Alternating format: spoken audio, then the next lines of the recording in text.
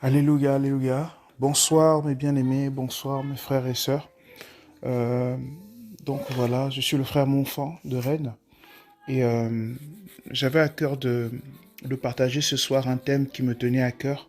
Ce thème notion qui parle du travail dans le ministère, du travail dans la vie tout court, du travail au sens large.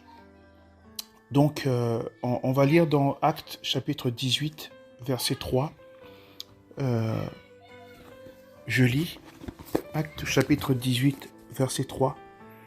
Et comme il était du même métier qu'eux, il demeura chez eux et y travailla.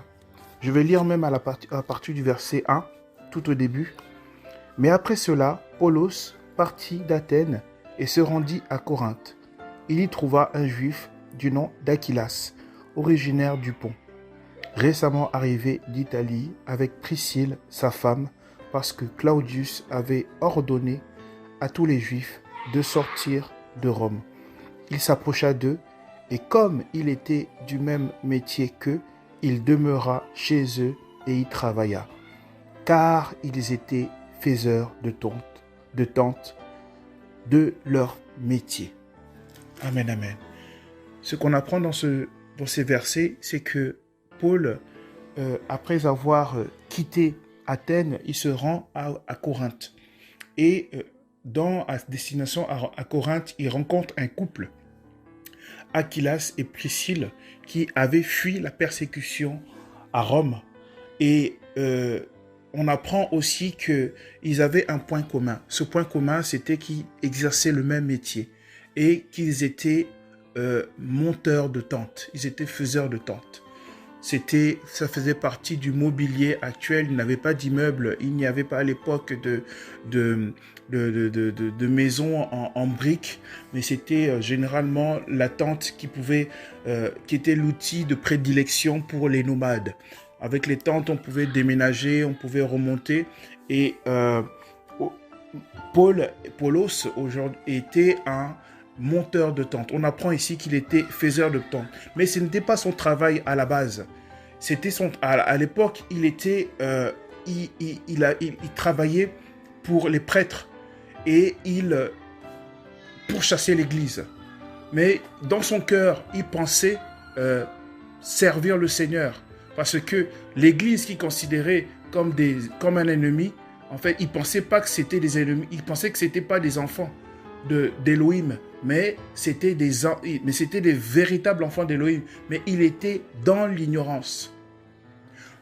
On apprend aussi que Paul était zélé dans ce qu'il faisait. Il était zélé dans sa recherche. Il était zélé dans son travail. Et comme beaucoup de personnes aussi dans le monde, ils sont zélés dans ce qu'ils font.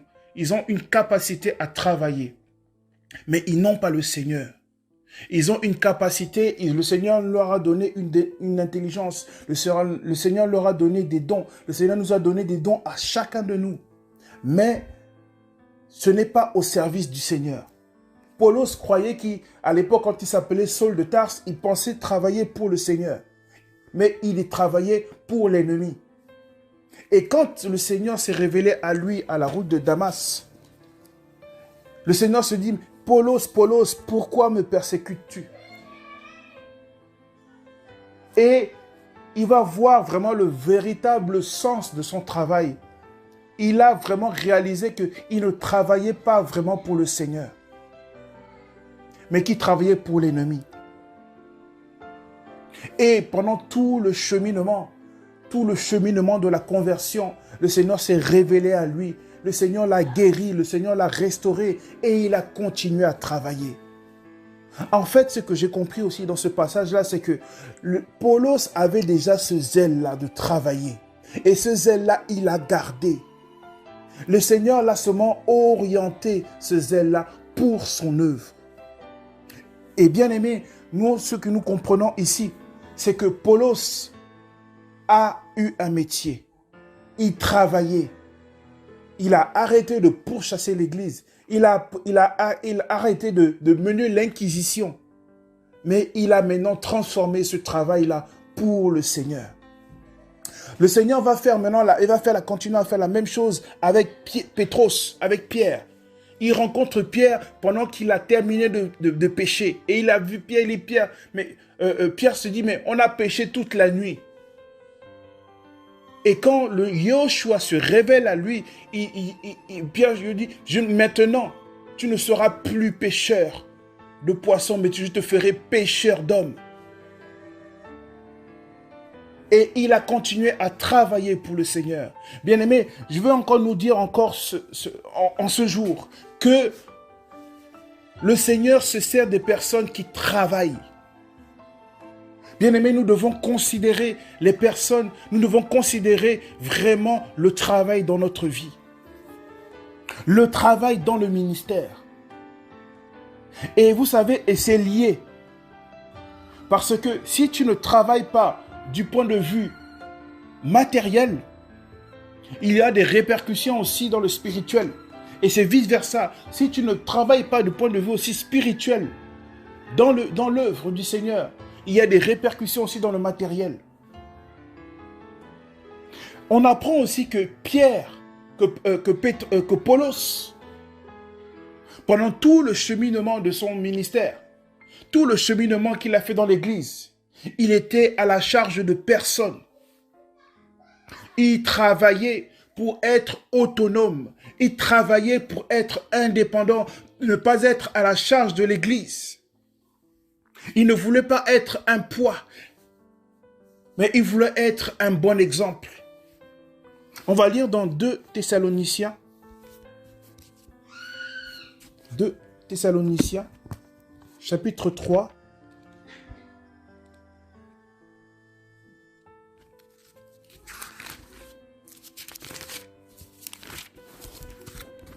Alléluia.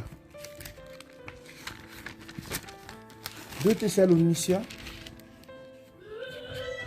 chapitre 3.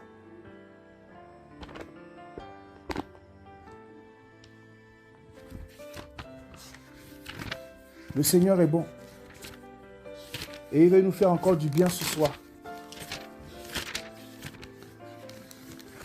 2 Thessaloniciens, chapitre 3, verset 7.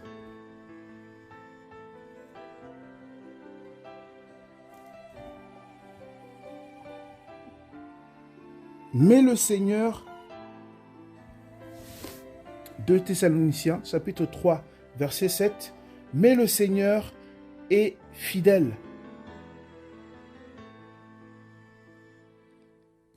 Alors, non, chapitre 3, oui, verset 7, excusez-moi. Car vous savez vous-même comment il faut nous imiter, car nous n'avons pas mené une vie désordonnée parmi vous.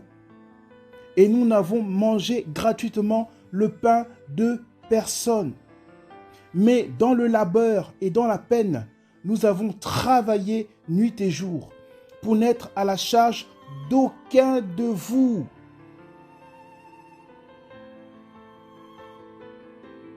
Nous n'étions à la charge d'aucun de vous. Ce n'est pas que nous n'en avons pas le droit, mais c'est pour donner en nous-mêmes un modèle à imiter. Donc, le travail de Paulo, c'était un travail, un modèle qui voulait communiquer, le modèle du travail, parce qu'il ne voulait pas être à la charge des personnes. Et bien aimé, dans tout ce que nous faisons, dans tout ce que nous entreprenons, nous devons être vraiment un modèle dans ce que nous faisons. Nous devons considérer que l'acte que nous faisons doit avoir des répercussions. L'acte que nous faisons doit encourager nos bien-aimés, doit encourager mon frère, doit encourager ma soeur. Paulos ici, il avait dit qu'il avait le droit d'être à la charge des autres. Mais il a renoncé à ce droit. Parce qu'il y avait un enseignement derrière. Il voulait être un modèle. Et bien aimé, aujourd'hui, dans l'Église, nous devons considérer le travail. Parce que nous sommes des enfants d'Élohim et nous devons être des modèles. Nous sommes des lumières. Et nous devons éclairer notre entourage en étant des modèles. Aujourd'hui, la société a un manque de modèles. L'Église a un manque de modèles. Nous ne savons plus en qui nous confier, en qui imiter. Et laisse-moi te dire, mon frère, ma soeur, que tu es un modèle, que tu dois être un modèle. Donc tu dois régler ton comportement, tu dois orienter ton comportement, tu dois revoir tes actions. Parce que tes actions impactent les autres. Tes actions ont une répercussion sur ton prochain. On va lire dans Actes chapitre 20.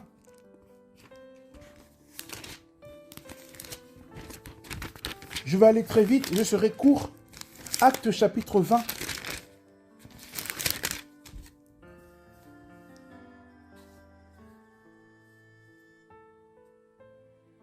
Alléluia. Actes chapitre 20, verset 32. Et maintenant, frères, je vous remets à Elohim et à la parole de sa grâce, à celui qui est puissant pour achever de vous édifier et pour vous donner l'héritage avec tous les saints. Verset 33. Je n'ai désiré ni l'argent, ni l'or, ni le vêtement de personne.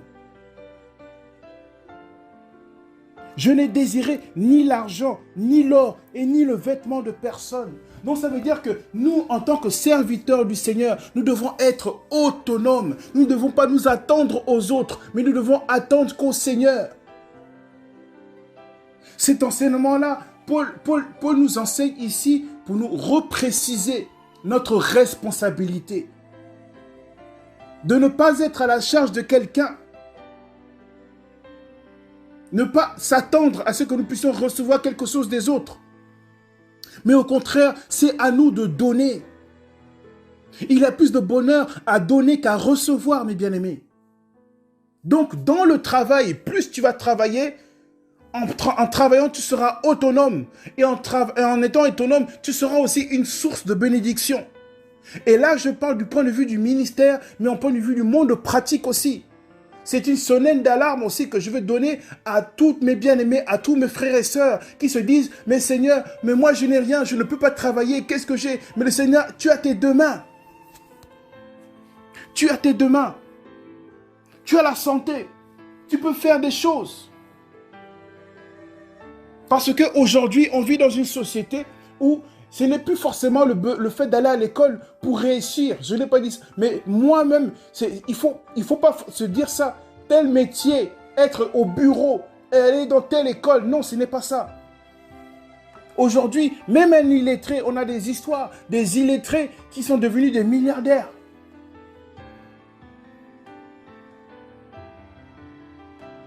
Et pourtant, ce n'est pas des chrétiens. Et aujourd'hui, on se met dans un état de victime, de tristesse, et se dit que eux, c'est seulement que les autres, et moi, je n'ai rien. Non. Dis-toi, mon frère, ma soeur, que tu as un don que le Seigneur t'a donné. Et tu as la capacité de vivre et de travailler avec le don que le Seigneur t'a donné. À l'église, tu as un don pour servir à l'église. Tu as un don aussi pour manifester ton amour, tes capacités auprès des autres. Tu peux te dire que je peux vivre de ça. Et le Seigneur t'a donné des dons spirituels, mais il t'a donné aussi des dons aussi matériels que tu peux travailler, que tu peux utiliser. Alléluia. Le Seigneur est merveilleux. Et il veut que nous puissions changer de mentalité. Que nous puissions changer de considération, que nous puissions changer d'état, que nous puissions sortir de cet état d'asservissement pour se dire que nous attendons des autres. Non. Vous savez, un des avantages de la société occidentale, c'est que on encourage le fait d'être autonome rapidement. On encourage le fait que tu peux te responsabiliser plus tôt. Mais ça fait partie aussi de la confiance. À 16 ans, tu peux travailler déjà. À 14 ans, tu peux apprendre ton enfant à passer le permis, à faire une conduite accompagnée. Dans certains pays, c'est possible. Mais dans certains pays, on va dire, non, 14 ans, 16 ans, 18 ans, si j'apprends mon enfant à conduire, il va sortir avec ses amis, il va faire l'accident. Non, on apprend maintenant à responsabiliser nos enfants. Aujourd'hui, dans certains pays, même un enfant, ça ne dit rien à un enfant d'ouvrir un compte bancaire. Mais c'est possible. L'enfant a le droit. Et ça ne coûte rien. Vous voyez des choses pratiques comme ça? On peut le faire. Mais on est encore dans un joug d'infantilisation. Nos enfants sont infantilisés. Nos jeunes sont infantilisés. Non. Il faut accorder la place aussi aux jeunes. Il faut responsabiliser les jeunes. Il faut responsabiliser le peuple du Seigneur. Ne pas se dire que ce sont les autres qui ont la grâce, que ce sont les autres qui ont les mains. Toi seul, toi aussi, tu as des capacités, tu peux faire des choses. Et tu peux être une véritable source de bénédiction. Et beaucoup de gens sont dans la négligence. Ils écoutent la parole, ils écoutent les enseignements, mais ils négligent cela. Ils se disent que j'attends. Et ils se croisent les pieds. Ils disent que je n'ai pas encore été appelé, je n'ai pas la capacité. Et ils négligent les grâces que le Seigneur leur a données. Proverbe chapitre 18, verset 9 dit quoi? Celui qui se relâche dans son travail est frère du maître destructeur. Celui qui se relâche dans son travail est frère du maître destructeur. Ça veut dire que la médiocrité n'a pas sa place dans le travail en tant que chrétien. Nous devons faire les choses bien. J'ai l'habitude de discuter avec un frère à qui on s'encourage beaucoup. Et il m'exhorte beaucoup à faire les choses bien. À considérer les choses à la première place. Pourquoi pour tout ce qui concerne le travail pour le Seigneur, on met ça à la deuxième place? C'est comme le Seigneur qui avait reproché à son peuple, dit que vous me donnez des animaux qui sont éborgnés, des animaux infirmes. Alors qu'il ne soit pas de ça, qu'il ne soit pas ainsi, mes bien-aimés. Encourageons-nous, donnons du meilleur pour le Seigneur. Donnons du meilleur pour le Seigneur. Et nous allons voir que le Seigneur va faire de grandes choses parmi nous. Mais nous devons bannir la médiocrité. Bannir le fait de faire des choses basiques. Nous devons donner le meilleur de nous pour le Seigneur. Et comme tu donnes le meilleur de toi pour le Seigneur, tu vas donner aussi le meilleur de toi aussi autour de toi. Plus tu fais bien les choses pour le Seigneur, mais dans la vie pratique, tu fais aussi les choses bien. Tu seras organisé. La parole lui dit que il faut que nous soyons de bons gestionnaires. Et il faut que tu sois un bon gestionnaire, mon frère, ma soeur. Sois un bon gestionnaire. Que nous soyons des bons gestionnaires. Et si nous avons des projets, et si nous avons des vœux, des souhaits que nous devons entreprendre au Seigneur, que si nous avons ah oui Seigneur, j'ai envie de faire ça, Seigneur, j'ai envie de travailler pour toi. Et je parle du point de vue général, le travail. Hein. Seigneur, j'ai envie que ce soit en même temps dans l'église, que ce soit dans la vie pratique. Seigneur, j'ai envie d'entreprendre tel projet. Soumets-le au Seigneur. Que le Seigneur soit au centre de tout. Exprime l'intérêt du Seigneur dans ton projet. Qu'est-ce que Proverbe 16, verset 3 nous dit? Proverbe 16, verset 3. Recommande tes affaires à Yahweh et tes projets seront bien ordonnés. Recommandons nos affaires à Yahweh, mes bien-aimés. Et nos projets seront bien ordonnés. Parce que nous pouvons avoir des affaires, mais comme nous ne les soumettons pas au Seigneur, ils sont désordonnés. Nous pouvons avoir des projets. Le Seigneur nous donne des choses. On voit des choses, on aimerait faire. Mais comme nous ne les soumettons pas à Yahweh, il y a un désordre qui s'installe. On ne sait pas où commencer. On ne sait pas quel moyen utiliser. Si on les soumet au Seigneur, le Seigneur lui-même, il trace notre chemin. Lui-même, il trace notre voie. Lui-même, il donne des directives. Et il met des personnes qu'il a placées sur notre chemin. Il est le maître des temps et des circonstances. Donc, c'est lui qui crée des circonstances pour rencontrer le bon interlocuteur. Donc, voilà mes bien-aimés. Soyons vraiment des personnes qui font les choses pour le Seigneur, mais de manière, mes bien-aimés, considérable. Faisons les choses au mieux. Arrêtons de nous lamenter, de dire que c'est pourquoi les autres font mieux et pourquoi pas nous. Non, mais essayons de faire les choses au mieux. Et vous allez voir que cet esprit de négligence, cet esprit de découragement va partir.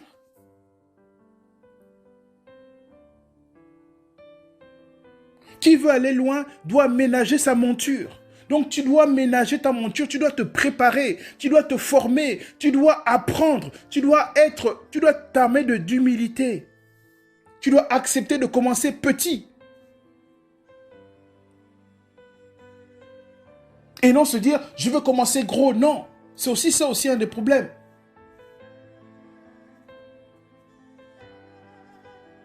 Nous devons vraiment considérer vraiment les choses du Seigneur, mes bien-aimés.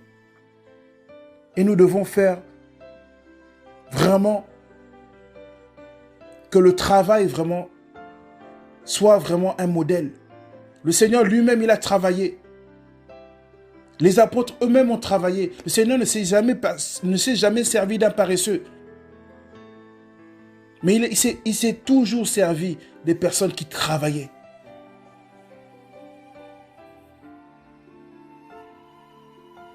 Le roi Saül, on a pris le roi Saül, qu'est-ce qu'il faisait? Parce qu'il cherchait les troupeaux qui étaient perdus, les troupeaux de son père. Il était en train de travailler. Il était en train de travailler. Il n'était pas tranquillement chez lui, en train avec une brindille dans sa bouche. Mais il était en train de travailler. Bien-aimés, cherchons à travailler. Cherchons à travailler pour le Seigneur. Cherchons à nous mobiliser pour le Seigneur. Cherchons à nous lever pour le Seigneur. Et vous allez voir que le Seigneur lui-même, il va mettre à disposition des moyens pour que nous puissions mettre notre projet en œuvre. Je crois vraiment que le Seigneur nous a encore fait du bien par rapport à ces paroles. Je crois vraiment que le Seigneur va encore nous encourager à travers sa parole. Et que nous soyons vraiment des modèles autour de nous, que nous soyons exemplaires autour de nous. Donc voilà, c'était ces paroles que j'avais à cœur de vous partager en ce jour. Et je souhaite vraiment que ces paroles vont porter du fruit. Que le Seigneur vraiment vous bénisse abondamment. Nous sommes le mardi 6 avril 2021. C'est votre frère Monfant. Et j'espère vraiment que le Seigneur vous bénisse à travers ces paroles. Soyez vraiment encouragés, mes frères et sœurs. On se dit à bientôt, s'il plaît au Seigneur, par la grâce du Seigneur. À très bientôt. Amen.